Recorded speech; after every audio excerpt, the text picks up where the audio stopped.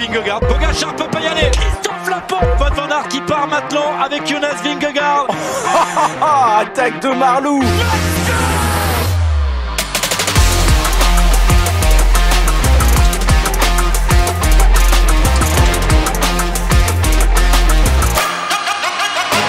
Bonjour à toutes et à tous, c'est parti pour le débrief de la Vuelta après 2 semaines de course. C'est une Vuelta qui est encore pleine de suspense, bon peut-être au sein d'une seule et même équipe, on va voir ça. L'équipe préférée de François-Pierre Noël, la Jumbo-Visma. Salut FP. Salut Guillaume, salut à toutes et à tous. Bon, tu te régales devant cette Vuelta avec aux 3 premières places ton équipe préférée.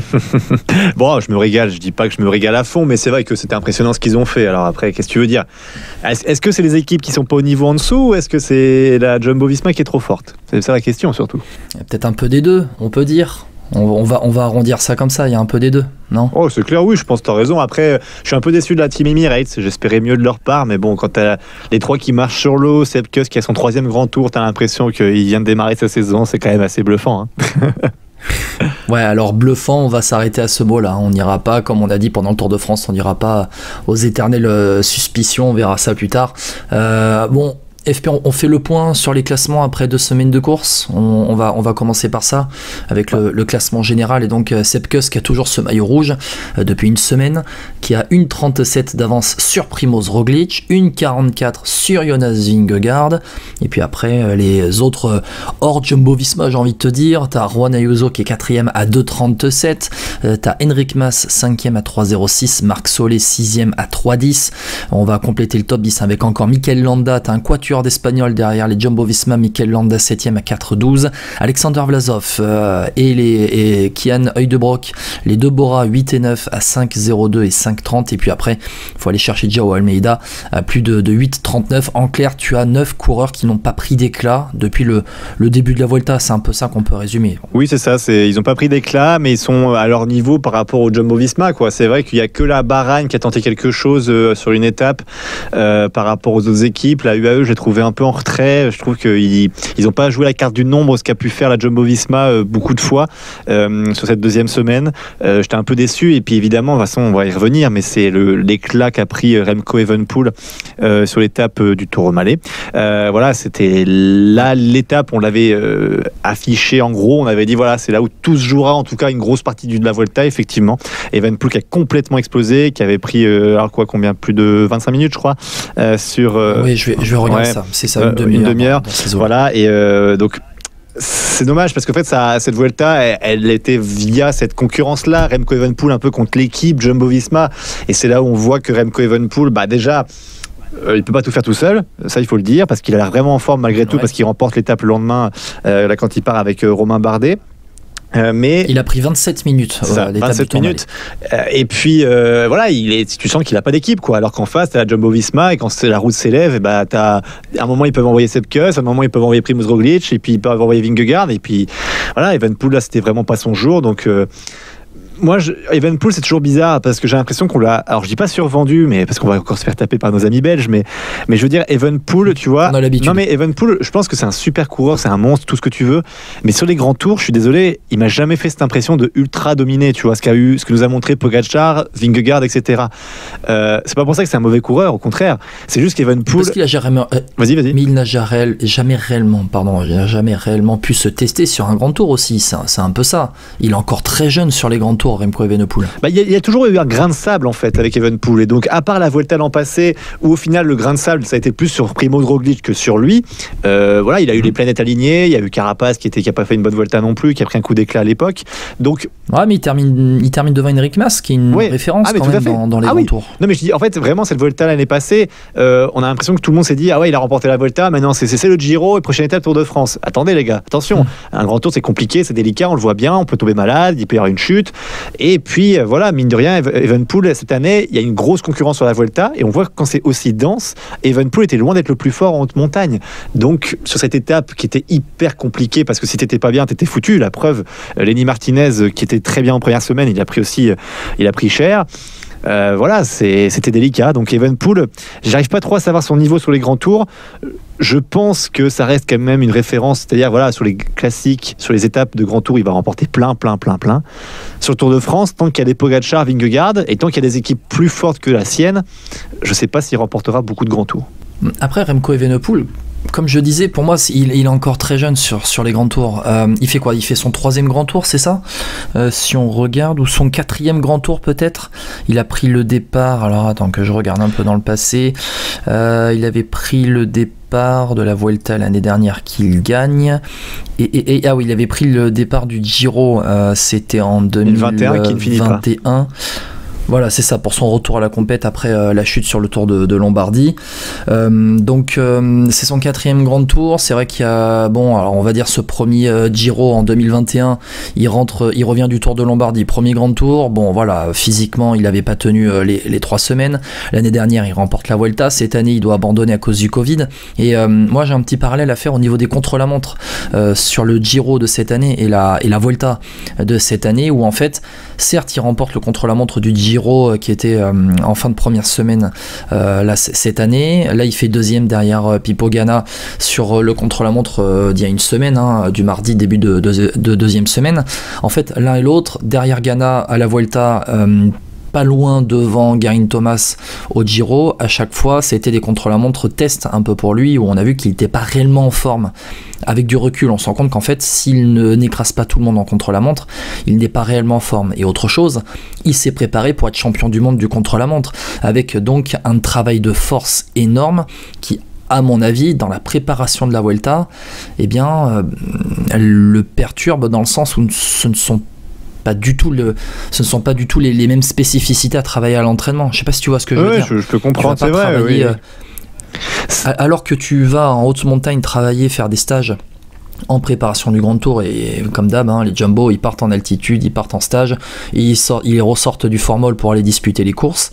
Là Evenepoel, il était parti en Grande-Bretagne pour d'abord faire la course en ligne des championnats du monde, ensuite faire le contre-la-montre, donc avec gros travail de force pour être champion du monde et écraser Pipo Ganna, et ensuite il est parti sur la Vuelta 15 jours tout juste après le titre de champion du monde. Il prenait le départ du contre-la-montre par équipe à Barcelone.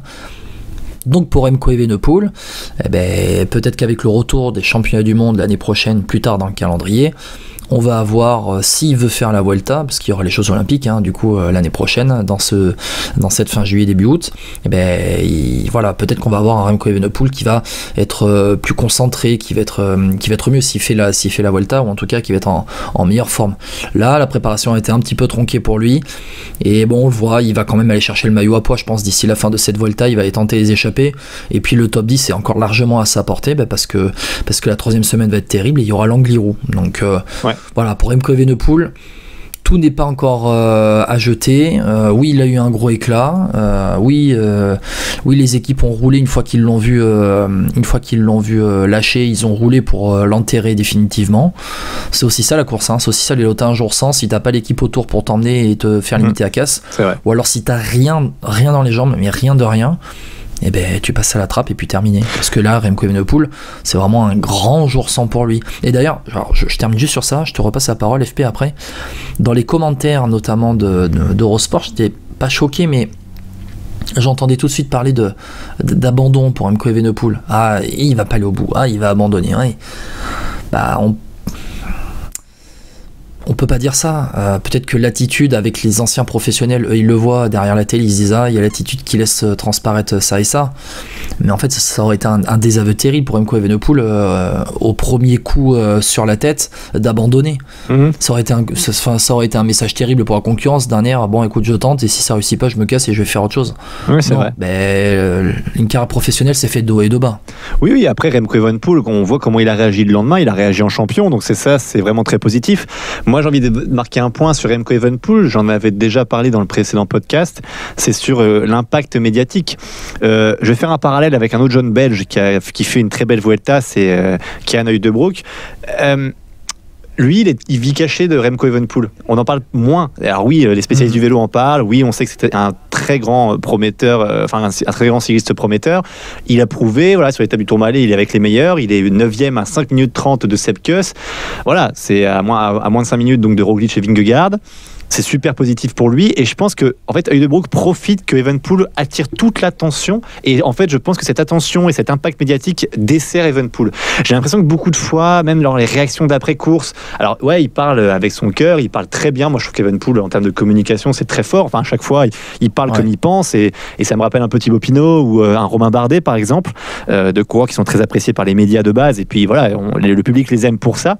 Mais Remco Evenepoel, j'ai l'impression que parfois, dans ses échecs, on voit que en fait, il a tellement pris sur lui médiatiquement tout le long de la course de la Vuelta, parce qu'au final on a parlé beaucoup plus de l'équipe Jumbo que de dire Vingegaard, Roglic. On n'a pas fait spécifique, en fait on a dit quel coureur va prendre le leadership. On se disait l'équipe Jumbo est monstrueuse, mais il y avait personne qu'on disait Roglic, on attend que lui. Là Evenepoel, il y avait vraiment ce côté on attend que lui.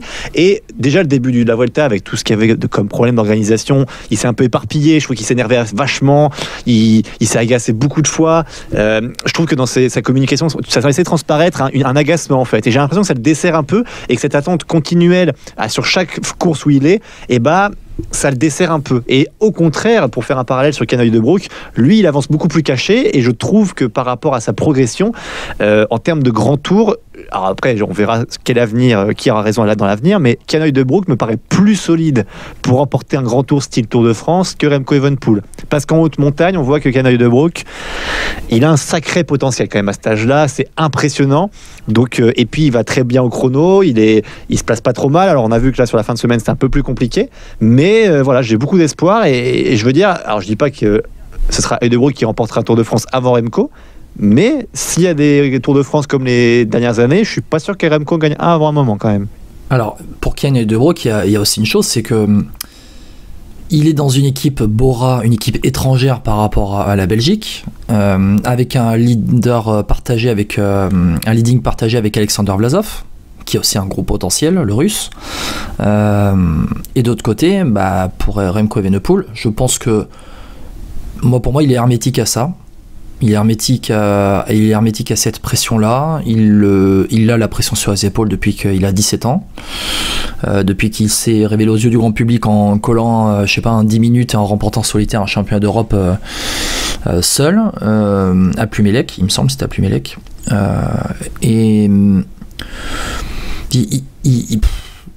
Il est de la trempe des grands champions, Remco Evenepoel. Donc la pression, il n'y a pas grand-chose. Et après, il y a la machine Patrick Lefevere aussi. La machine Patrick Lefevere avec la Soudal Quick-Step qui, en fait, mise tout, a tellement voulu écarter d'autres leaders, à mon avis, de la Soudal Quick-Step pour faire de la place à Remco Evenepoel, qu'en fait, il en a peut-être oublié d'entourer Remco Evenepoel, et aussi de faire en sorte d'avoir je sais pas, ce genre de leading partagé comme on peut avoir à la Bora, comme on peut avoir chez UAE avec Ayuso, Soler et Almeida. Et Soler et Almeida, voilà, parce que quand tu vois Almeida qui craque, derrière t'as quand même Ayuso qui est là pour jouer le général. À la Jumbo Visma, Roglic et Vingegaard. Pourquoi Vingegaard est peut-être venu sur la Vuelta?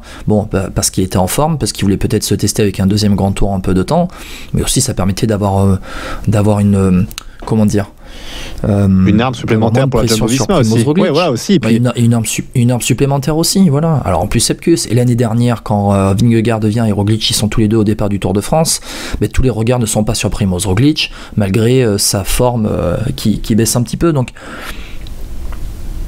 je parlais de l'arrivée de Mikel Landa chez Soudal Quick-Step dans le dernier podcast, qui va peut-être faire du bien à Remco Evenepoel et lui permettre d'avoir un lieutenant très costaud, s'il est vraiment recruté pour être un lieutenant, et de deux, d'être un leader bis aussi si Remco Evenepoel craque. Et peut-être qu'on aura un Remco Evenepoel beaucoup plus offensif, avec un Mikel Landa plus attentiste, et plus attentif à rester dans les roues des autres. Peut-être qu'on aura ça aussi. Mais voilà, maintenant Remco Evenepoel, il a pris un éclat. Là, il est combien du général? Il est 15e à plus de 16 minutes du 15e à 16 minutes. Le top 10, il a 8 minutes devant lui, c'est Joao Almeida qui a déjà pris un éclat. Ça c'est possible. Il échapper, peut-être qu'il aura pas autant de bonnes sorties en troisième semaine à force de se rapprocher, mais Voilà, il ira aller chercher les étapes. Maintenant, c'est libre à lui de faire la course qu'il veut. Et puis, bah voilà, il va aller en claquer encore une ou deux en troisième semaine, je pense. Alors, juste une question, Guillaume, tiens, un passage, parce qu'on parlait de. Là, on n'a pas parlé de Jumbo-Visma, mais c'est quand même eux qui ont marqué quand même la deuxième semaine, hein, parce qu'ils sont aux 3 premières places. Donc, Sepp Kuss qui est toujours maillot rouge. C'est ça aussi la surprise, parce que Sepp Kuss, on se disait, bah, il va peut-être décrocher ou laisser le maillot rouge à Primoz Roglic et Vingegaard. Au final, j'ai l'impression que techniquement, c'est plutôt bien joué, parce que Primoz Roglic et Vingegaard, ils peuvent, quand ils veulent, aller chercher des coureurs qui partent à l'avant, par exemple quand il y a une casse sur une bordure. On va dire que Sepp Kuss, c'est un peu, je pense qu'il a le rouge, s'il le garde jusqu'au bout, ils seront très contents pour lui, j'ai l'impression, mais ils sont un peu en mode, ça nous permet de faire notre tactique comme on souhaite, de se balader dans la droite à gauche, et puis voilà. Ouais, exactement. Mais d'ailleurs, en fait, moi, je vais te répondre par une autre question, parce que c'est un peu le débat prévu au début de ce podcast. Sepp Kuss peut-il remporter la Vuelta? Parce qu'en fait, on est en train de se poser la question. Il compte 2,37 sur le premier non de Jumbo-Visma. 2 minutes 37. Il y a l'Angliru mercredi. Ok. Sepp Kuss, son vélo commence à être dévié sur le côté des galeries de voitures de la Jumbo-Visma, c'est-à-dire en position de leader. Ils sont en train de se dire, on est à la fin de la deuxième semaine, en fait, il est plutôt pas mal là, notre petit américain là. Et en fait, j'ai l'impression qu'il va être protégé par Roglic et Vingegaard. Et si Jumbo-Visma,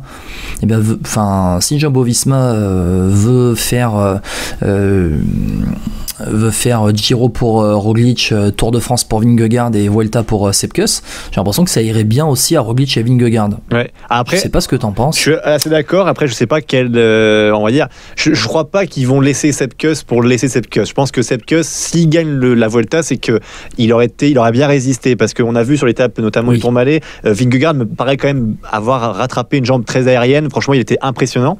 Roglic un peu moins bien, et Sepp Kuss, voilà, il a été à son rythme. Et puis il est bien revenu sur la fin. Il lâche que 30 secondes. Voilà, exactement. Bon, au début, il lâche un peu plus, mais après, il revient effectivement sur la fin de l'étape. Mais Vingegaard, on va dire que si Vingegaard ne fait pas un grand numéro en cette troisième semaine lors des grosses étapes de montagne, je vois pas comment Sepp Kuss peut pas garder son maillot rouge. Après, Sepp Kuss, c'est son 3e grand tour. Physiquement, comment il le vit, visiblement plutôt bien. Est-ce qu'il peut pas avoir aussi un jour sans? Ça arrive, hein. Sepp Kuss, c'est aussi quelqu'un qui, malheureusement, on y a cru beaucoup pendant plusieurs années, qui a eu des gros trous d'air aussi, sur des Tours de France, notamment. Donc, Sepp Kuss, c'était plutôt mental. Voilà. D'ailleurs, quand on a les échos du peloton, à l'intérieur du peloton, c'est plutôt mental pour Sepp Kuss. Ouais, et c'est pour ça que ce statut de lieutenant à la Jumbo-Visma, ça lui va très bien. Maintenant, on a déjà vu des lieutenants, à un moment donné, à qui on donnait des cadeaux, à qui on permettait de remporter des courses comme la Vuelta. Oui, c'est vrai. Je pense à Roberto Heras, par exemple, dans les années Armstrong, qui était à l'US Postal, qui a claqué, il me semble, 4 Vuelta, mais qui était, alors c'était un autre système, un autre temps, une autre époque, mais qui était derrière l'ombre de Lance Armstrong dans les courses. Maintenant, Sepp Kuss, Sepp Kuss, c'est peut-être son année, c'est peut-être son tour, c'est peut-être sa Vuelta, voilà. Il avait fait le Giro et le Tour de France, non pas en dedans, mais on va dire que il était là, il restait un peu dans les roues sur la plaine, et puis en montagne c'est lui qui fournissait le dernier effort pour faire exploser les autres groupes, et il faisait quand même top 10, top 15 au minimum, top 15 des étapes de montagne. Il fait le minimum top 15 du Giro et du Tour de France, donc Ouais, c'est la difficulté, je trouve, pour Jumbo, c'est qu'ils n'ont pas non plus une concurrence qui les met vraiment à l'épreuve pour l'instant. À chaque fois qu'il y a eu des tentatives, derrière il y a eu un contre, Vingegaard, Roglic, et puis derrière, ça suivait pas.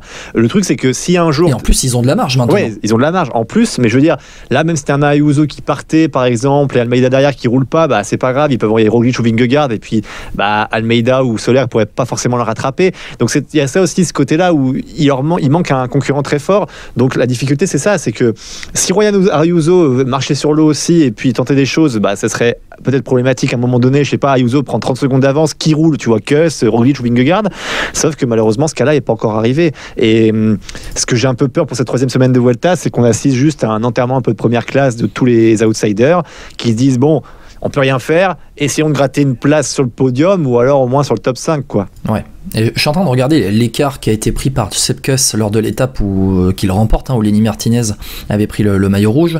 C'était la 6e étape vers l'observatoire Astrofisio de Javalambre, voilà, pour mettre les bons noms. Ayuso avait terminé à 2,59 de Sepp Kuss lors de cette étape-là. Et là, au classement général, il y a 2,37 d'écart. Donc c'est-à-dire que ça a été fait, l'écart a été fait lors de cette étape-là. Et depuis, Juan Ayuso n'a repris combien que 20 secondes à peine sur Sepp Kuss. Ouais, c'est vrai, tout à fait, c'est pas énorme. Hein, je suis tout à fait d'accord. C'est vrai que c'est assez, ça montre bien que Ayuso c'est le principal concurrent des Jumbo-Visma et il reprend très peu de temps. Donc je suis assez d'accord, c'est assez significatif et tu as raison de le souligner. Ouais. Et après, il faudra aussi surveiller. Moi, je le regarde toujours. Hein, c'est Enric Mas. Enric Mas qui, dans des étapes de vraie montagne, va sûrement être là. C'est quasiment sûr. Et quand tu regardes le classement d'Enric Mas, je vais me remettre sur l'étape du Tourmalet, hein, qui est arrivé vendredi. Il est 5e au général pour l'instant. Voilà, il est 5e au général, Enric Mas, et sur l'étape du Tourmalet, il fait 6e, juste derrière Heudebrock.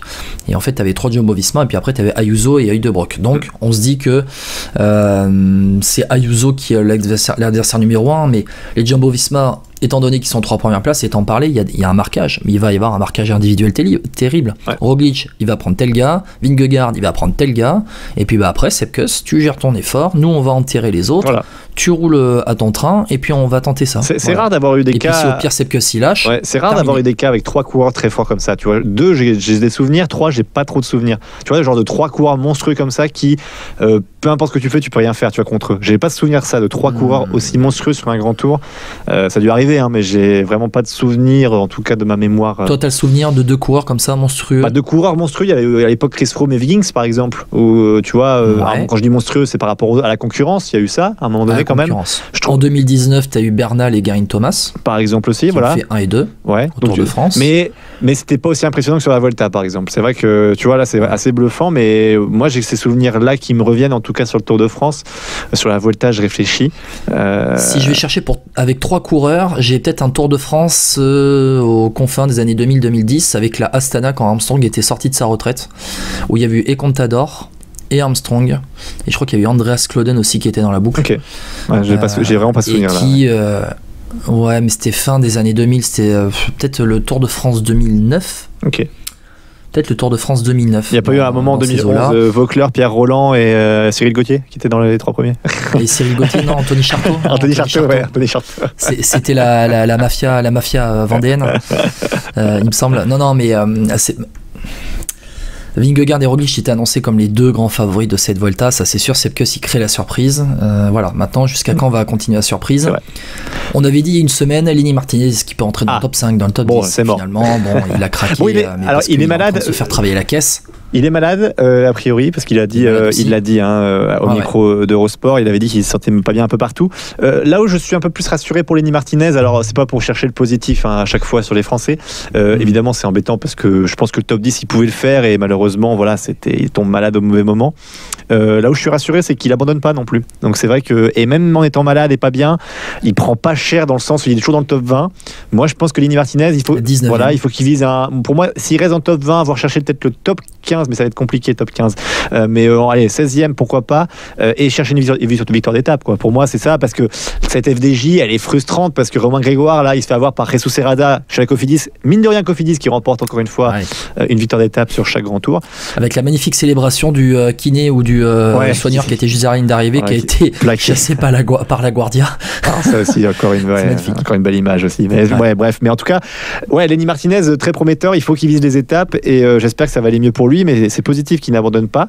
Romain Grégoire, grosse déception sur cette étape justement où il se fait avoir par Jesus Serrada, mais pareil, c'est du positif. En fait, ce qui est frustrant avec cette génération FDJ, c'est qu'ils sont toujours 2e et il leur arrive toujours un truc, mais on sent le potentiel qui est énorme. Et ça, c'est rassurant. Voilà, ils apprennent aussi, Ils apprennent à ce niveau-là. Et Lenny Martinez, oui, il est malade, oui, il est vidé, oui, c'est pas facile, mais en même temps, est-ce que je vais pousser la question un peu plus loin. Est-ce qu'il est malade parce que justement, il apprend à gérer ses efforts sur 3 semaines? Oui, je pense. Et qu'à son âge, tu sais, ton corps s'affaiblit. Quand t'es pas habitué à gérer un grand tour sur 3 semaines, ton corps s'affaiblit après 9-10 jours de course, donc c'est pas facile. Non mais c'est ça, après en plus dans son programme de course, c'est vrai que c'est son premier grand tour, tu sens que voilà, il cherche des repères, il s'est quand même fait avoir une fois sur une bordure, mais il a été sauvé par son équipe. C'est toutes des petites choses qu'il faut apprendre. qu'il apprenne sur cette Vuelta, ça me dérange moins. Et puis voilà, plus tard, on verra ce qu'il va faire comme programme. Est-ce qu'il va aller sur le Giro, sur le Tour de France. Mais c'est très prometteur et je trouve que voilà, il va prendre de la caisse. Et puis il voit surtout, grâce à cette première semaine de la Vuelta et peut-être la dernière, qu'il sait tenir tête aux plus grands. Tenir tête, peut-être qu'après il faut aller plus loin pour les battre, mais il sait qu'en tout cas il peut les suivre très loin. Bah, c'est ce qu'on appelle les gains marginaux pour Lenny Martinez en fait. C'est-à-dire ces efforts inutiles à ne pas faire, ne pas se faire prendre dans une bordure, être bien placé à l'approche de moments chauds. Et puis maintenant Lenny Martinez, le fait d'avoir accumulé cette caisse pendant 3 semaines sur la Vuelta, parce que j'espère qu'il ira à la fin de ces 3 semaines, et bien après sur les courses d'une semaine, normalement ça doit lui permettre d'être de plus en plus au contact des meilleurs. Et encore, on l'avait vu au mois d'avril, au contact des meilleurs sur le Tour de Catalogne. Il était présent, il avait fait 6e à Loporte, il avait fait 12e du général, il me semble. Et il n'a que 20 ans. Donc c'est plutôt positif. Et il n'a que 20 ans, exactement. Pour revenir, je te repose la question, tu me dis oui ou non, Sepp Kuss peut-il remporter la Vuelta ? Moi je dis que oui, ouais. Voilà. Oui. Bah, je dis oui aussi. Non, on est d'accord aussi. Mais ouais, sur cette Vuelta, je pense qu'on a bien fait le tour. Hein, mais bon, après, cela dit, sur ce qu'on attend, moi je pense que Remco va tenter d'avoir beaucoup d'étapes. Et puis on va voir comment ils vont réagir les autres équipes. Mais je pense que le podium ne changera plus, en tout cas, s'il fallait faire un pronostic. Ouais. C'est sur le podium, en tout cas. Je dirais Kuss, Vingegaard, Roglic. Voilà, plutôt. Inverser les 2 de 3e place. Tu mettrais Vingegaard 2 et Roglic 3 ? Vingegaard me fait une plus belle impression en haute montagne quand même que Roglic pour l'instant. Donc s'il fallait choisir parmi eux... Tu vas quand même avoir le test de l'Angliru mercredi. Oui, tout à fait, ouais. Oui, c'est vrai. L'Angliru, c'est pas anodin. C'est pas un col anodin. Alors, l'étape avant d'arriver à l'Angliru, elle est pas dingue. Hein. Il y a 2 cols de première catégorie avant. C'est une étape de 125 km. Donc, ça va être, ça va être assez rythmé. T'as une belle étape de montagne le lendemain vers la Cruz de Linares sur les 180 bornes. Avec une arrivée au sommet, t'as 3 cols de première catégorie. T'as 2 cols de deuxième catégorie. Tu vas avoir des chances pour les sprinters encore. Et t'as l'avant-dernière étape, on le sait à la Vuelta, l'avant-dernière étape c'est des toboggans où là ça va être à la fraîcheur hein, tout simplement, et peut-être que là c'est un profil pour Remco Evenepoel, c'est sûr et certain, et ça va exploser de partout. On verra ça très rapidement. On a parlé des vainqueurs comme Rezo Serrada cette semaine, Vingegaard au Tourmalet, Remco Evenepoel le lendemain à l'Arabe et Lagua. Les 2 autres vainqueurs de la semaine, Juan Sebastián Molano au sprint, ça c'était mardi, mercredi, jeudi lors de l'étape à Saragosse. Et Rui Costa, encore une fois, lui, qui est là, à Luncaberry, qui a gagné à Luncaberry. Bon, Rui Costa, l'éternel. Très malin. Qui a remporté. Très malin, exactement. Très malin, avec notamment la chute de Lennart Kemna dans le final, et puis Remco Evenepoel qui était revenu juste derrière et qui a pris la 4e place de l'étape. On va bien avoir le point sur les leaders de classement. On a Caden Groves qui est leader tranquille au classement par points. Classement de la montagne, Remco Evenepoel, le meilleur jeune Juan Ayuso, et la meilleure équipe, c'est une surprise, Jumbo Visma, meilleure équipe. Bah, forcément. Sur cette Vuelta, on a tout dit. FP, je pense. Ouais, on peut aller à la suite parce qu'il y a eu d'autres courses assez intéressantes, notamment la dernière, celle de Montréal. Ouais. Exactement. Allez, en bref, pour terminer ce podcast sur le Tour d'Espagne, après 2 semaines, on va quand même parler des autres résultats. Il y a eu le week-end, ça y est, c'est le week-end, comme aurait dit Laurie, week-end canadien, avec vendredi soir la victoire d'Arnaud Delis à Québec devant Corbin Strong et Michael Matthews. Laporte 6e, Alaphilippe 9e, et les 2 Cofidis, Zingle l'a fait 11 et 12. Sprint de bourrin FP pour Arnaud Delis qui a sprinté dans ce faux plat montant, dans cette côte. Ouais, c'est tout ce qu'on retiendra de cette course. Honnêtement, c'était un peu chiant. Enfin, je veux dire, voilà, alors je sais pas, c'est bizarre parce qu'il y a eu des époques où c'était beaucoup mieux. Alors je sais pas où est-ce que j'ai confondu les deux dans mes souvenirs, mais Montréal et Québec. Mais j'ai trouvé un peu. C'est plus Montréal qui mais j'ai trouvé c'est plus Montréal qui un peu ennuyeuse là. J'avoue que j'ai pas trop accroché à cette course. Alors après, le sprint est très bien, mais c'est juste le genre de course où t'attends le sprint. Voilà. Bah c'est ça. Québec, c'est un peu ça. Ils arrivent au Canada, ils s'échauffent, ils font Québec le vendredi, ça arrive au sprint. Delis qui a gagné, il y a une tentative de Cosnefroy dans le final qui a été repris. Et dimanche, donc à Montréal, c'est là où ça bouge plus. C'est Adam Yates qui l'a emporté devant Pavel Sivakov Alex Aramburu 3e, Valentin Madouas, le champion de France 4e devant le champion d'Italie. On a Alaphilippe 12e, Guillaume Martin 14e. Bon, Adam Yates qui a été une jambe au-dessus de la concurrence, et le français Pavel Sivakov qui s'est bien accroché mais qui est tombé sur plus fort. Ouais, alors en fait dans la dernière montée c'est là où il fait la différence, Adam Yates. Donc ouais, c'était une très belle montée de la part d'Adam Yates à la fin, et il n'y a que Pavel Sivakov qui l'a suivi. En revanche, moi la tactique de Pavel Sivakov à la fin de la course, j'ai pas compris. Il a pris des relais jusqu'au bout, et pour finir sur un sprint où je pense que, alors oui, il y avait évidemment 200 km avant, donc il peut être crevé, 220 même km, mais Pavel Sivakov il sait pas sprinter, quoi. C'est hallucinant. Alors dans ce cas tu roules pas, tu gâtes tes forces et tu essaies de tout donner à la fin. Ben, je sais pas, enfin, mais parce que derrière ça comment dire, ça roulait pas bien, ça s'attaquait entre eux, c'était pas terrible. Alors je comprends que tu roules. C'était plus fort. Ouais, alors, c'était clairement, mais moi je pense que vu dans la côte où ça fait la différence. Au dernier kilomètre, tu t'arrêtes de rouler. Là, il reprend le relais à 800 mètres de la ligne. Mais non, mais Pavel, franchement, c'est dommage parce que. Alors après, je dis pas qu'il gagné, mais c'est dommage. Tactiquement, c'est pas très. Tu vas lui faire un cours. Non, mais je veux dire. Qui va lui faire un petit cours de sprint. C'est de mon point de vue de canapé, mais je trouve que tu vois, c'est rageant parce que ça me fait penser un peu à Dorian Godon, c'est quand c'était la Flèche Brabançonne, tu vois, il avait été beaucoup plus malin aussi. Oui. D'attendre aussi sur le final. Donc c'est des moments comme ça, il faut être assez malin, parce que Pavel Sivakov, je pense qu'il en avait besoin de cette victoire, je trouve, pour son moral, parce que lui à Ineos il n'est pas très bien considéré. D'ailleurs il part chez UAE l'an prochain, et donc je pense voilà, il aurait pu faire un coup, quoi. C'est pas toujours le meilleur qui gagne, hein, Guillaume, tu sais, c'est pas toujours le meilleur qui gagne. Oui, c'est vrai, mais peut-être que Pavel Sivakov a travaillé pour les UAE quelques mois avant. C'est ça. C'est second degré, bien évidemment. Oui. Attention, oula, attention. En revanche aussi, pareil, Madouas qui court très bien, je trouve, même si il lui manque encore ce petit truc de sentir le bon moment pour partir, mais au moins il a tenté des choses par rapport au Strade Bianche cette année où il avait, je trouve, trop tardé à réagir pour essayer de gagner la course.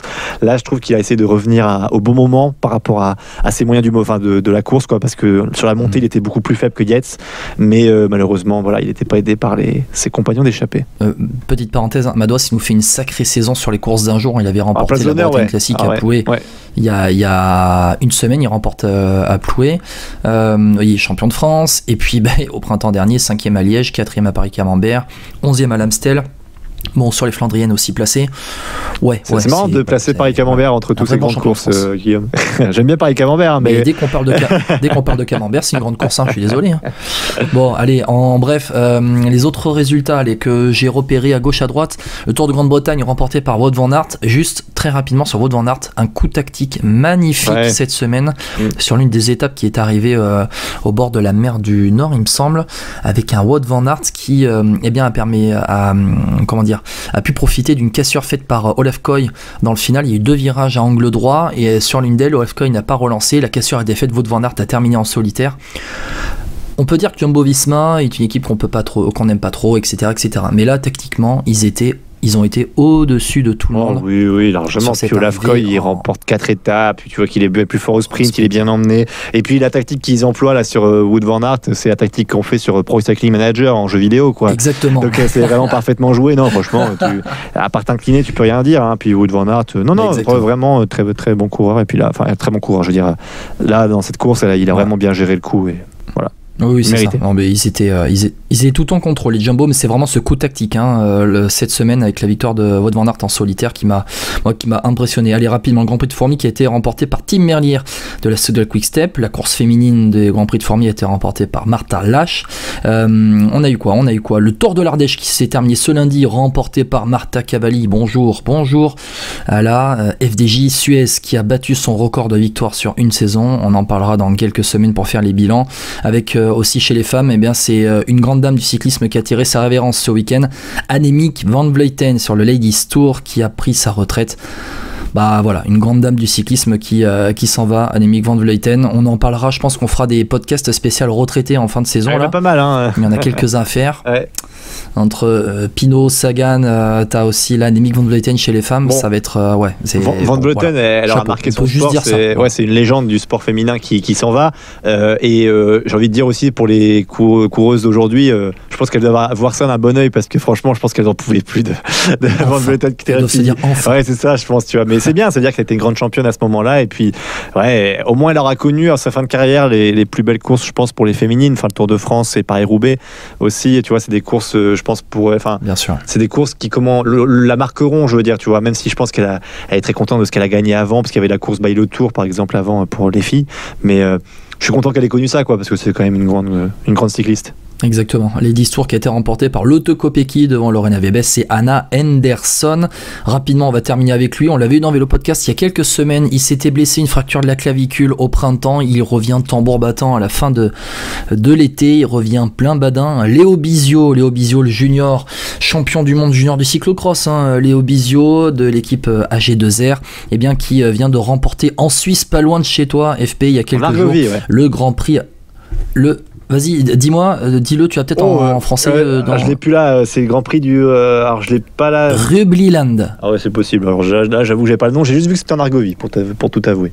Ouais, voilà. C'est Rübliland, le Grand Prix Rübliland, où il remporte la 3e étape en solitaire, il est classement général et tout ça, à peine 6-7 jours après avoir remporté en Italie le Giro della Lunigiana. Bon, Léo Bizio, il a mangé son pain noir, il est revenu de sa fracture à la clavicule, et alors là, il termine cette saison chez les juniors, il va faire une fin de saison de dingue. Ouais.